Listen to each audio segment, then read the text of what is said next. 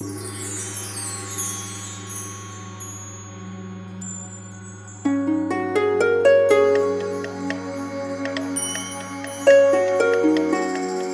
here today because the Chinthe that have been guarding the Wakefield House site now for the last 40 years need to be moved. We've moved to a new site, Castrol House, and we'll be leaving Wakefield House completely, so they need to be moved to their new home, which is at the Pangbourne Technology Centre. It's been very much part of the fabric of the building, and people have become very emotionally attached to them. If you go back to Burma Castrol, which was the company that originally acquired them, they were actually the symbol of the organisation. So people have seen them day in, day out as they come in and out of the office, and they've been known as objects of good luck, and they're there to guard the building, but guard the company.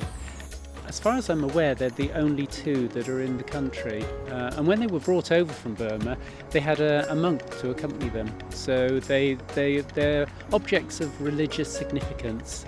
They were brought in back in 1973, I believe, when the building was up and running, and they were brought over from Burma, and they were put in by a forklift truck, as I can recall. And it seemed to go quite well. They were also blessed at the same time. They're objects of religious significance, and they were accompanied over from Burma by a monk who blessed them when they were put in situ. We've had a monk come over to bless them, to pass them over to their new home. I'm not sure of the mythology in its entirety, but it's a cross between a human, a dragon and a lion, I believe. So there's sort of elements of all of that in there. So I've been asked to support the movement of the Chinthe here from Wakefield House across to our site at Pangbourne near Reading. The most important things to me in my role is to make sure that we do so safely without any harm to people, and secondly without obviously damaging the Chinthe and damaging any of the surrounding infrastructure here at Wakefield House. They're here to guard. Their eyes have to be completely uncovered at all times. So back in the 70s, I think it was, when the canopy was put over the front of the building, they had to be crated up to make sure that they were protected.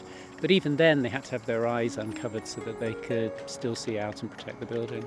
The journey down here went without incident and certainly created a lot of attention from passers-by, both in cars and pedestrians. So I followed the vehicle all the way here, and I must admit I felt very, very proud driving down the motorway following them. I thought they looked utterly majestic on the back of the vehicle and probably enjoyed the day out. When you look at them in different light, they do seem to come alive. And yeah, there's quite a bit of animation to them, and I'm sure that they'll be looked after as well in Pangbourne as they have been here in Wakefield House in Swindon. Well, I must admit I feel very relieved. I think they look totally in place where they're now sat at the front of the office block here at Pangbourne. I think they've done a great job as looking after us as a company over the last 17 years, and hopefully we've been equally as attentive in looking after their needs over the last day or so and in placing them safely